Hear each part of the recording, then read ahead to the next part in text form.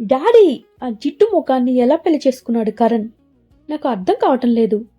ఈరోజు ఇప్పుడే నేను ఆఫీస్కి వెళ్తాను. ఆఫీస్ మనది. నేను అతని అసిస్టెంట్గా వర్క్ చేస్తాను. మీరు ఒక కాల్ చేసి చెప్పండి అని రెడీ అవటానికి వెళ్ళిపోయింది కోపంగా మేనక. పరి లాంటి అమ్మాయిని కరణ్ పెళ్లి చేసుకోవటం ఆమె జీర్ణించుకోలేకపోతుంది. అతనితో సన్నిహితంగా ఉండాలి అని ఆఫీస్కి వెళ్ళి చాలా ప్రయత్నాలు చేసేసింది. కానీ బయటికి వచ్చే వరకు చాలా స్మూత్గా మాట్లాడుతూ బయటికి రాగానే ఆమెని అపరిచితురాలుగా అన్నట్టు చూసేవాడు కరణ్. పడిపోతున్నట్టు యాక్ట్ చేస్తే కనీసం హెల్పింగ్ హ్యాండ్ కూడా ఇవ్వలేదు. అలాంటిది ఒక చీప్ జిడ్డు మొహాన్ని ఎలా పెళ్లి చేసుకున్నాడు అని లోపల రగిలిపోతోంది మేనక. హాయ్ గైస్, భవానీ బవీస్ లాక్డ్ హార్ట్. ఈరోజు మనం 49 ఎపిసోడ్లోకి వెళ్ళిపోదామా? ఇంతకీ ఆ మేనక ఏం చేస్తుంది ఏంటి అనేది ఇక మనం ఎపిసోడ్లోకి వెళ్ళి తెలుసుకుందాం.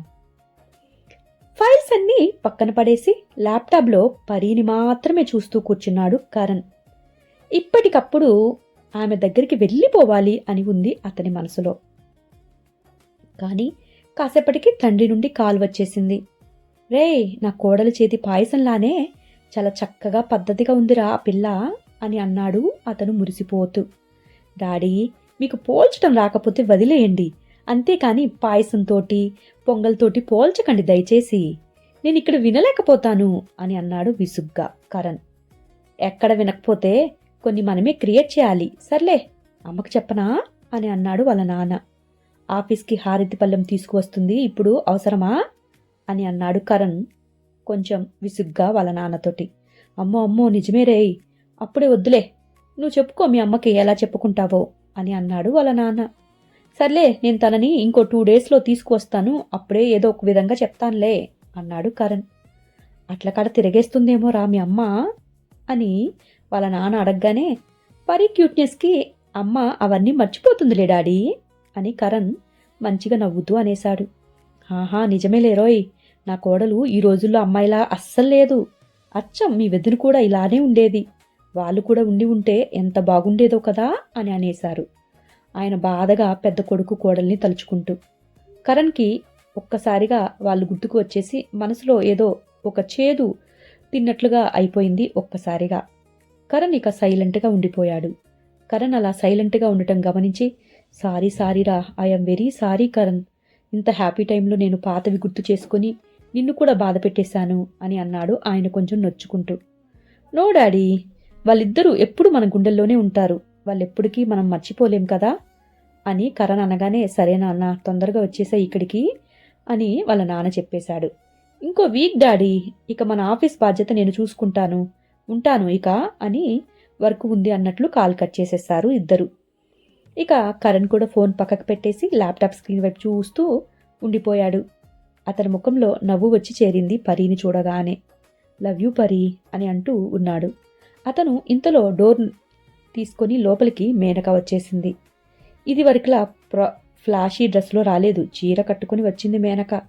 కాకపోతే లో నెక్ స్లీవ్లెస్ బ్లౌజ్ వేసుకుంది. పళ్ళు ఒంటిపేట వేసుకుని స్టైల్గా నడుస్తూ కరణ్ ముందుకు వచ్చి నిలబడింది. గుడ్ మార్నింగ్ కరణ్ గారు అని మేనక చెప్పగానే ఆమెను చూస్తూ ముఖం చిట్లించేశాడు కరణ్. ఇది నా జాయినింగ్ రిపోర్ట్, మీరు వెళ్ళిపోయాక నెక్స్ట్ సీఈఓ నేనే కదా, 1 వీక్లో మీరు వెళ్ళిపోతారు అని డాడీ చెప్పారు. సో వర్క్ హ్యాండ్ ఓవర్ నాకే చేయాలి మీరు అని అంది మేనక. పేపర్స్ తీసుకోకుండా మీ డాడీ హెల్త్ ఎలా ఉంది ఇప్పుడు అని అడిగాడు కరణ్. రికవరీ అవుతున్నారు, లాస్ట్ వీక్ వచ్చారు, బాగా వెయిట్ లాస్ అయిపోయారు. నేను గుర్తుపట్టలేకపోయాను ఆయనను చూసి అని సాడ్గా మొహం పెట్టినట్లుగా కొంచెం నటించేస్తుంది మేనక. అన్నాడు కరణ్. అందుకే మీరు వెళ్ళిపోయాక ఆయనకి ఈ కంపెనీ బర్డన్గా ఉండటం నాకు ఇష్టం లేదు. అందుకే నేను మీ అంత అనుభవం ఉన్న దానిని కాదు కాబట్టి మీ హెల్ప్తో కొంచెం వర్క్ నేర్చుకుందాం అనుకుంటున్నాను అని అన్నది. కానీ మీరేమో నాకు అవకాశం ఇవ్వటం లేదు. ఇప్పుడు ఈ 1 వీక్లో నన్ను మౌల్ట్ చేయండి, మీకు నచ్చినట్టు అని సిగ్గుపడుతూ అంది మేనక. మాట్లాడకుండా ఆమెనే చూస్తూ ఉన్నాడు కరణ్. తన అందానికి అతను పడిపోయాడు అని అనుకుంది. అతను అలాగే తన వైపు చూస్తూ ఉంటే మేనక మనసులోనే మురిసిపోయింది.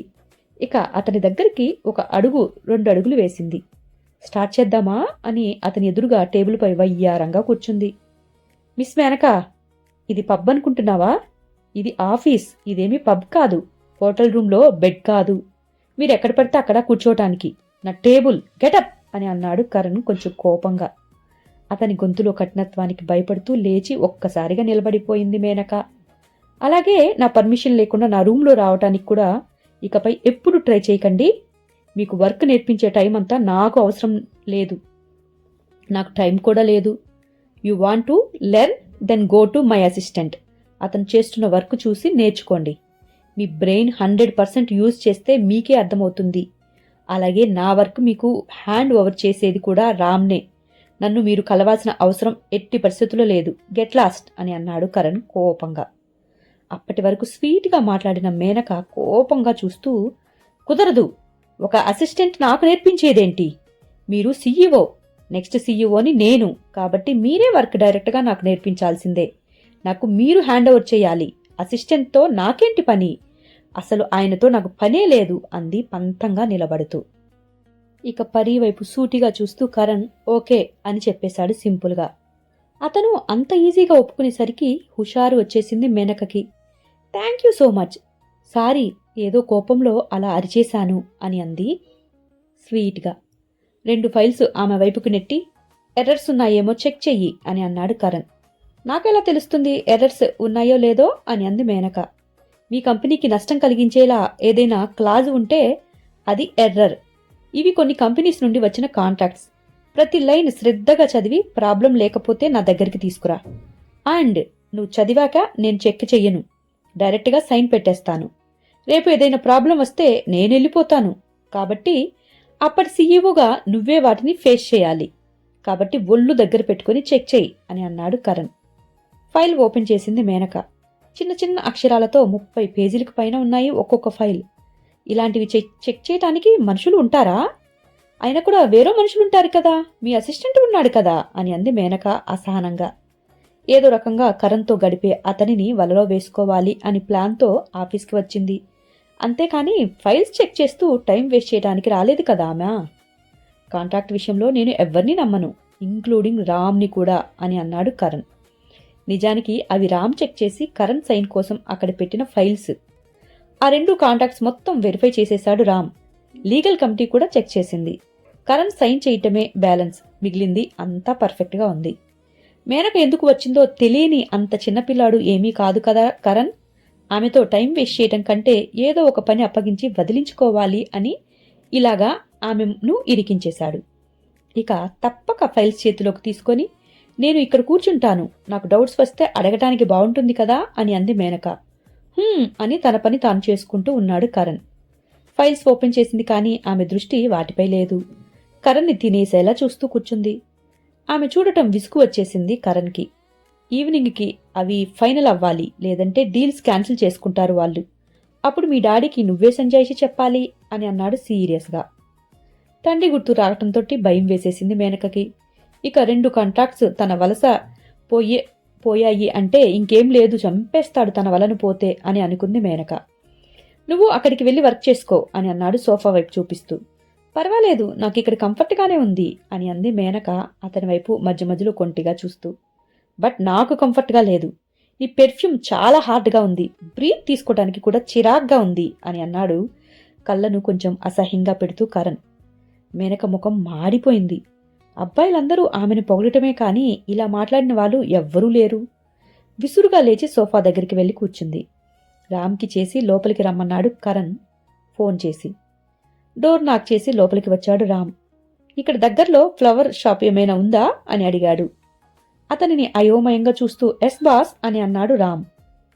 సరే, కొన్ని ఫ్రెష్ జాస్మిన్ తీసుకురాపో, రూమ్ అంతా హార్డ్గా స్మెల్ వచ్చేస్తుంది అని అన్నాడు కరణ్.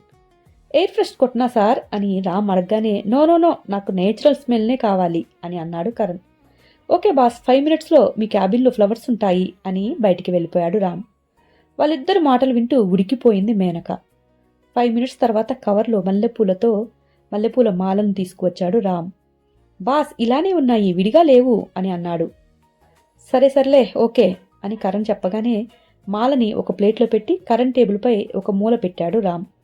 వాటిపై కొంచెం వాటర్ స్ప్రింకిల్ చేశాడు. గుడ్, వెళ్ళి పని చూసుకో అని అన్నాడు కరణ్. రామ్ బయటికి వెళ్ళి డోర్ క్లోజ్ చేసేసి తన క్యాబిన్లోకి వెళ్ళిపోయాడు. డోర్ తీయగానే స్నేహ కనిపించింది. నువ్వేంటిక్కడా అని అడిగాడు రామ్. తనేం చేస్తుంది లోపల? పొద్దుటనగా వెళ్ళింది లోపలికి, ఇప్పటి వరకు బయటికి రాలేదు అని మేనక గురించి ఆరా తీస్తున్నట్టు అడిగింది. నన్ ఆఫ్ యువర్ బిజినెస్ అని అన్నాడు కొంచెం కోపంగా తన సీట్లోకి వెళ్ళి కూర్చుంటూ రామ్. హే, ఏంటి ఓవర్ చేస్తున్నావు? పొద్దున్నుండి అది రూంలోకి వెళ్ళి బాత్రూంలో ఏం చేస్తుంది అని ఇంకొంచెం కోపంగా రెట్టించి అడిగింది స్నేహ. ఇక తన వైపే కోపంగా చూస్తూ వర్క్ చేసుకుంటుంది అని అన్నాడు రామ్. మరి మల్లెపూలు ఎందుకు తీసుకొచ్చావు అని ఇంకా అనుమానంగా అడిగింది స్నేహ. హాట్ స్మెల్ వస్తుందట అని బాస్ తెమ్మన్నారు అని చెప్పాడు రామ్. అమ్మో, నా ఫ్రెండ్కి అన్యాయం చేస్తున్నారు కరణ్ సారు. పట్టపగలు మల్లెపూలు తెప్పించుకొని, అది కూడా ఆఫీసులో. అక్కడేమో అత్తింగరిది కొత్త జాబ్లో జాయిన్ అయిపోయింది. భర్త ఏం చేస్తున్నాడో తెలుసుకోకుండా అని ముక్కు ఎగబీలుస్తూ పరికి కాల్ చేయటానికి ఫోన్ తీసింది. హే హే, ఏం చేస్తున్నావు నువ్వు అని చైర్లో నుండి లేచి ఆమె ఫోన్ లాక్కోవాలని చూశాడు రామ్. అతనిని విసురుగా ఒంటి చేత్తో వెనక్కి నెట్టేసింది. పరికి కాల్ చేసేసింది స్నేహ. స్నేహ నెట్టటమే ఆదాటుగా లేచిన రామ్ తిరిగి కుర్చీలో కూలబడిపోయాడు. చెట్టంత మనిషిని ఒంటి చేత్తో తోసేసిన స్నేహని విచిత్రంగా చూశాడు రామ్. ఇంచుమించు 6 అడుగుల ఎత్తు మనిషి, కండలు తిరిగిన జింబాడి, పంచిస్తే ఎంతటి వాళ్ళైనా సరే కింద పడాల్సిందే. అలాంటిది తనని ఒంటి చేత్తో నెట్టేసిన స్నేహ పర్సనాలిటీని ఒకంత ఆశ్చర్యంగా చూశాడు. మరి సన్నగా లేదు, అలా అని లావుగా కూడా అనిపించదు. కర్వీ ఫిగర్తో చూడటానికి బాగానే ఉంటుంది, కానీ చెట్టంత మనిషిని నెట్టేసంత బలం ఉన్నట్టు అస్సలు అనిపించటం లేదే. స్నేహ మాత్రం అతనిని పట్టించుకోకుండా పరి కాల్ లిఫ్ట్ చేయగానే ఏం చేస్తున్నావే అని అరిచేసింది ఒక్కసారిగా. ఫోన్ తన చెవికి కొంచెం దూరంగా పెట్టుకుని, అబ్బా ఎందుకే ఇంత పెద్దగా అరుస్తున్నావు? దారిలో చాక్లెట్ ఏమైనా పారేసుకున్నావా ఏంటి అని అడిగింది పర్ణిక. నేను చాక్లెట్ పారేసుకోవటం పక్కన పెట్టి ముందు మీ ఆయన, అదే మా బాస్ కరణ్ సార్పై ఆ వగలాడి పొద్దుటి నుండి అందాలు పారేసుకుంటుంది. దాని సంగతి చూసుకో కొంచెం అంటూ గ్యాప్ ఇవ్వకుండా చెప్పేసింది స్నేహ. నువ్వేమంటున్నావో నాకు ఒక్క ముక్క అర్థం కావటం లేదు అని అంది పర్ణిక. అయ్యో రామచంద్ర, నీకు అర్థం అవ్వదే. ఇక్కడ మన చైర్మన్ కూతురు అందాల ఆడబొమ్మ రేంజ్లో చీర చుట్టుకు వచ్చేసింది. పొద్దుటి నుండి కరణ్ సార్ అది బయటికి రాలేదు, ఆ రూంలో కూర్చొని. ఇప్పుడే నీ పతిదేవుడు నమ్మిన బంటు మల్లెపూలు కూడా తీసుకుని వెళ్ళి లోపలికి పెట్టేశాడు అని కోపంగా అరిచి చెప్పింది స్నేహ. స్నేహ మాటలు నెమ్మదిగా అర్థం చేసుకుంది పర్ణిక. ఆయన అలాంటి వారు కాదే, లోపల అలాంటిది ఏమీ జరగదు, నువ్వు టెన్షన్ పడకుండా నీ పని చూసుకో అని అంది పర్ణిక కూల్గా తన ఫ్రెండ్ తోటి. అరే బాబూ, నీకు అర్థం కావటం లేదే పరి, తర్వాత ఫీల్ అయిపోతావు, వెంటనే నువ్వు ఇక్కడికి రా అని అరిచేసింది స్నేహ. రామ్ ఒక్క ఉదటిన కుర్చీ నుండి లేచి ఆమె వెనక నుండి నోరు మూసి గట్టిగా పట్టుకున్నాడు.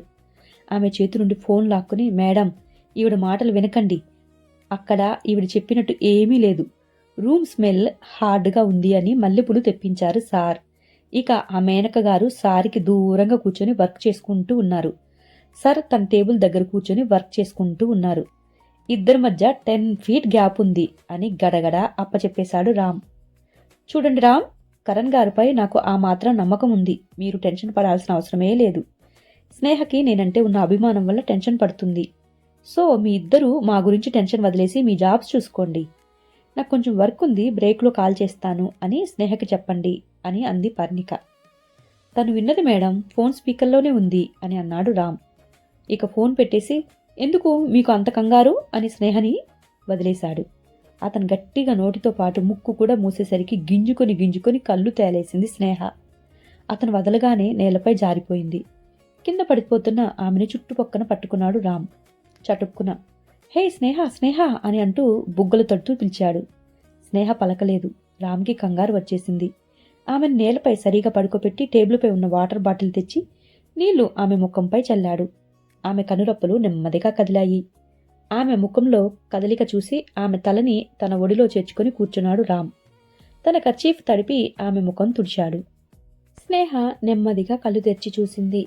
ఆమెని కొంచెం పైకి లేపి వాటర్ బాటిల్ ఆమె నోటికి అందించాడు రామ్. కొంచెం వాటర్ తాగి స్థిమితపడింది స్నేహ. శక్తి రావడం ఆలస్యం అతనిని కొట్టడం మొదలుపెట్టేసింది. ఏంట్రా, చంపేస్తావా నన్ను అని అరుస్తూ అతనిని కొడుతుంది. చేతులు అడ్డు పెట్టుకుంటూ ఐయామ్ సారీ స్నేహ, చూసుకోలేదు అని అన్నాడు రామ్. చూసుకోలేదేంట్రా, ఇంకాసేపైతే చచ్చిపోయేదాన్ని. అసలే నాకు ఇంకా పెళ్లి కూడా కాలేదు, జీవితంపై చాలా ఆశలున్నాయి, అంత బుగ్గిపాలు చేసేవాడివి కదరా అని అతన్ని తిడుతూ చేతితో కొడుతూనే ఉంది స్నేహ. హాయ్ గైస్, ఈరోజు ఈ ఎపిసోడ్ అయిపోయింది. మీకు నచ్చిందని అనుకుంటున్నాను. మరి ఇక నిజంగానే పర్ణికకి స్నేహ చెప్పిన మాటలు కొంచెమైనా ఇంపాక్ట్ అవుతాయా లేదా? నెక్స్ట్ ఎపిసోడ్లో చూసేద్దాం. రేపటి ఎపిసోడ్ కోసం ఎదురు చూస్తూ ఉంటారు కదా. ఉంటాను గైస్, బాయ్.